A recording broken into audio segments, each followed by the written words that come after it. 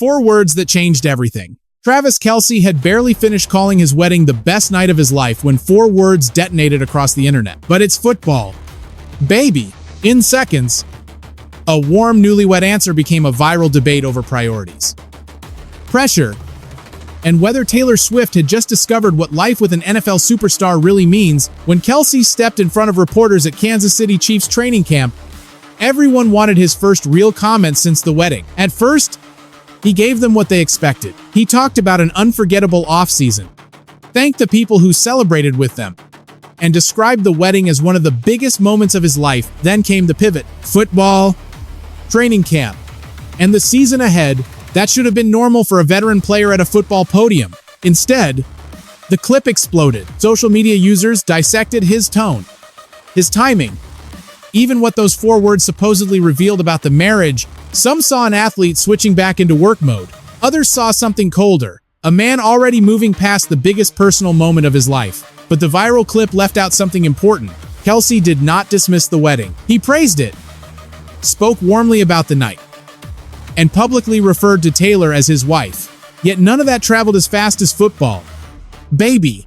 And that is where this story gets dangerous. Once 4 words become the headline, context starts losing the fight. The real question is not whether Travis loves football. Everybody knows he does. The question is whether the pressure around this marriage, fame, security, teammates, training camp, and nonstop scrutiny is already changing the way people see them before they have even settled into married life.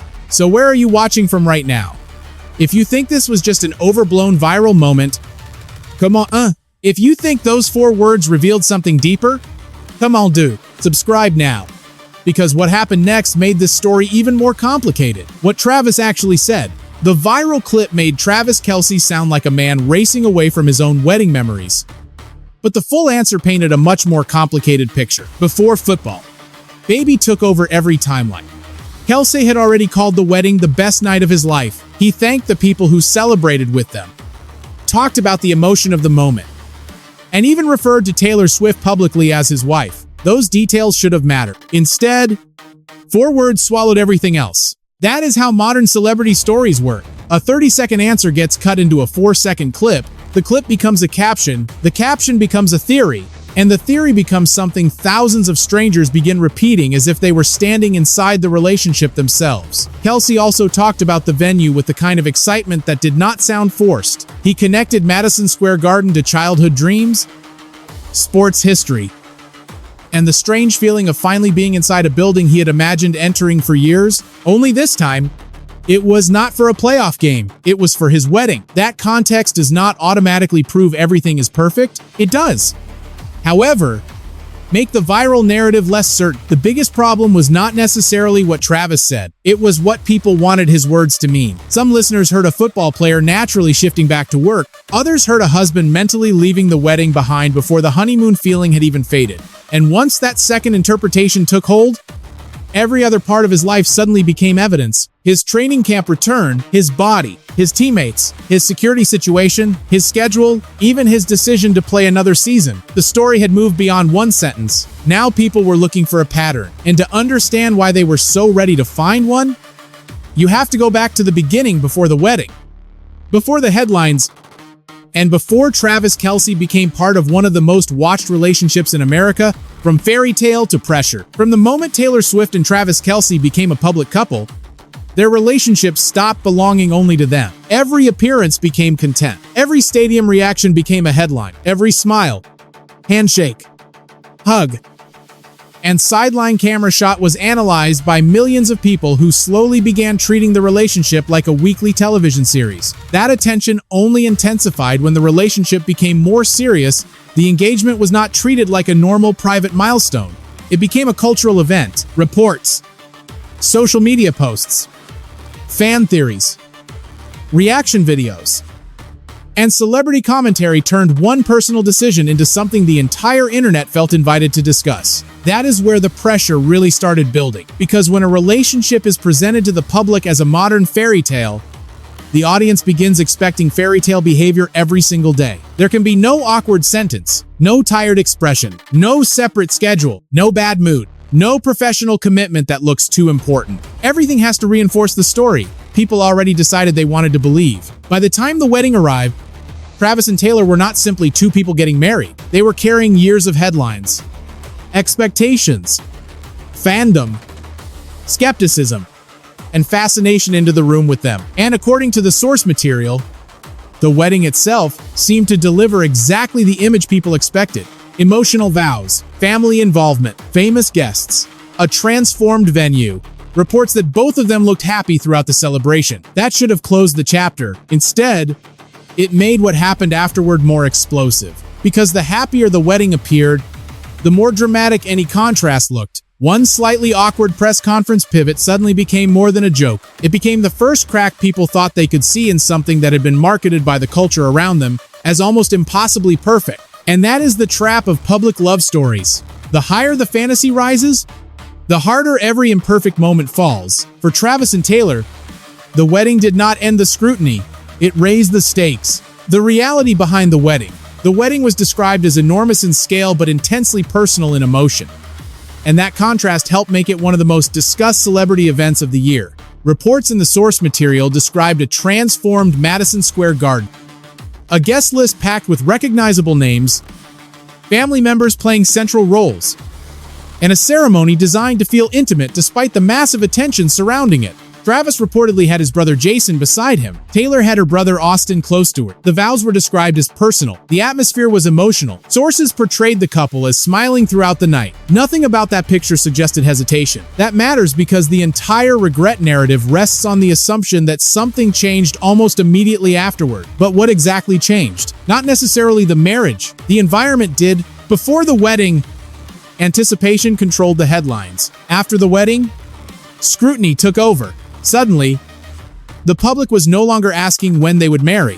People were asking what married life looked like, whether Travis could handle Taylor's level of fame, whether Taylor could handle an NFL schedule, whether his teammates accepted the attention, whether his career would suffer, and whether one of them would eventually decide the pressure was too much. Every normal adjustment became potential evidence. That is where the story became much more interesting than a simple celebrity romance headline. Because the wedding was not the finish line. It was the moment two completely different worlds had to become one operating system. Taylor's world involved extraordinary levels of security, global attention, controlled movement, and relentless public visibility. Travis's world involved locker rooms, road trips, training schedules, coaches, teammates, media availability, and the brutal rhythm of an NFL season.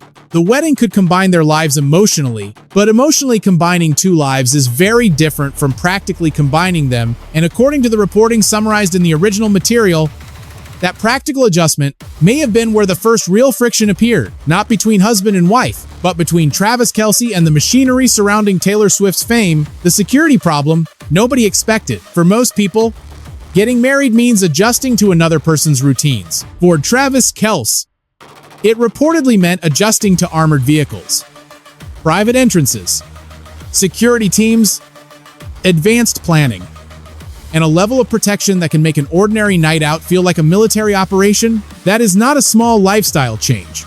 It is an identity change. Travis has spent most of his adult life as one of the strongest, most recognizable men in professional football. On the field, he knows his role. In a locker room, he understands the hierarchy. In a stadium, he knows where he belongs. But Taylor Swift's world operates by different rules. According to reports cited in the original script, security professionals are constantly thinking several moves ahead. Routes are planned, entrances are controlled, vehicles are coordinated, public access is limited. And that reportedly created an unusual emotional problem for Travis. He is used to being the protector, but in Taylor's world, protection is already a full-time professional operation. The source material described reports suggesting that Travis respected why the security was necessary, while still struggling with the strange feeling of being surrounded by people whose job was to protect his wife before he could even react. That detail is much more important than it sounds, because the conflict is not really about bodyguards. It is about role, pride, responsibility, and adjustment. At the wedding, Travis was reportedly emotional about promising to protect Taylor. Then married life immediately confronted him with the reality that protecting someone as globally famous as Taylor Swift requires an entire system. If those reports are accurate, that would create tension without requiring any tension between Travis and Taylor themselves. And that distinction matters. A difficult environment can put pressure on a marriage without proving the marriage is failing. Still, once those security stories entered the public conversation, they gave critics another piece of material. First came football, baby. Then came the security tension, and soon, the attention moved somewhere even closer to Travis's professional life. His own football circle, trouble inside the Chiefs' circle. The next layer of pressure reportedly came from a place Travis Kelce could not simply avoid by leaving a restaurant through a private entrance. The locker room, according to reports referenced in the source material, some people connected to the Chiefs were unhappy about the wedding guest list. There were claims of group chat complaints, frustration over invitations, and joking that may have crossed into something more uncomfortable. On the surface, wedding invitations sound trivial. Inside a professional football environment, they can feel much bigger. NFL locker rooms are built on years of shared sacrifice. Players train together, travel together, lose together, celebrate together, and spend more time with teammates during the season than they spend with many family members. So, when a massive personal event happens and some people feel excluded, emotions can get complicated quickly. The original reporting described Travis and Taylor as disheartened by some of the reactions surrounding the guest list, but once again, the important detail is where the tension appeared to be coming from, not from inside the marriage. From outside it, that difference kept getting lost in the headlines. The public narrative became trouble around the wedding, but trouble around the wedding is not the same thing as trouble between the two people who got married. Still, Travis had to return to work with the same organization where some of that reported frustration supposedly existed.